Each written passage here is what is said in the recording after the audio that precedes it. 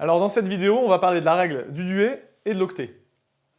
Donc cette vidéo, en fait, elle concerne la stabilité d'un atome ou d'un ion. C'est-à-dire que pour être stable, un atome ou un ion cherche absolument à remplir certaines conditions qu'on va voir tout de suite. Alors tu sais qu'un atome ou un ion, c'est un élément chimique, et que cet élément chimique, donc tu peux le voir dans une autre vidéo sur l'élément chimique, il est défini par son nombre de protons grand Z. Donc là, on va faire deux cas bien distincts. Le premier, c'est si Z, la valeur de Z, est inférieure ou égale à 4. Dans ce cas-là, pour que cet élément chimique soit stable, il faut qu'il y ait 2 électrons dans sa couche K. Et ça, c'est la règle du duet. Duet pour 2. 2 électrons dans sa couche K. Donc tout de suite un exemple. Je prends au hasard un élément qui a un Z inférieur ou égal à 4, je prends celui qui vaut 3, Z égale 3. Donc si tu regardes dans le tableau périodique, Z égale 3, c'est Li, le lithium. Donc puisque Z égale 3, ça veut dire qu'il a 3 protons. Comme c'est un atome, il est neutre. Donc s'il a 3 protons, il a 3 électrons. Donc je peux écrire la répartition de ces électrons dans les couches électroniques, c'est K2, L1. Ça, c'est la structure électronique de l'atome.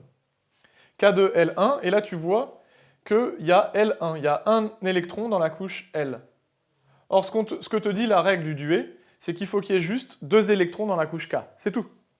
Donc du coup, l'état stable correspondant, c'est juste K2. Donc ça veut dire que pour passer de là à là, il faut qu'on enlève un électron. Donc on le fait, on enlève un électron. Mais si on enlève un électron, le lithium, il y a un déséquilibre entre le nombre de protons et le nombre d'électrons. Il y a 3 protons et il n'y a plus que 2 électrons. Donc, conclusion, il a une charge plus. Juste une.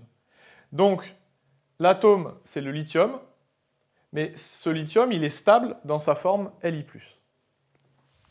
Alors maintenant, le deuxième cas, c'est si tu prends un élément chimique qui a un nombre de protons strictement supérieur à 4, et là, ce que va te dire la règle de l'octet, c'est qu'il faut qu'il y ait 8 électrons dans la couche L. C'est tout. Et seulement dans ce cas-là, l'élément chimique sera stable. Donc là, on prend un élément qui vérifie cette condition. On commence par, et on va prendre seulement d'ailleurs, Z égale 8. Donc Z égale 8, c'est l'oxygène. 8, ça veut dire 8 protons. Comme il a 8 protons, et que là je l'ai dessiné, je l'ai représenté neutre, ça veut dire qu'il a 8 électrons. Structure électronique. Je commence par remplir la couche K, tu te rappelles, on l'a vu dans la vidéo sur l'atome. J'en mets 2 parce que je ne peux pas en mettre plus, ça fait K2. Il m'en reste 6 à mettre, et je les mets dans la couche d'après, c'est la couche L, donc ça fait L6. Voilà. Donc est-ce que K2L6, ça respecte la règle de l'octet? Ben non. Non, parce qu'il n'y a pas 8 électrons dans la couche K. Donc, si je veux l'état stable de l'oxygène, je dois l'écrire K2L8. Et ça veut dire quoi? Ça veut dire qu'il faut que je lui rajoute 2 électrons pour arriver à cet état-là. Mais si je lui rajoute 2 électrons, l'oxygène en aura 8. Et il a toujours 8 protons. Pardon, il en aura 10. Par contre, il a toujours seulement 8 protons. Donc il va avoir 2 électrons de plus que le nombre de protons. Conclusion, il va avoir un surplus de charge négative. Combien? 2.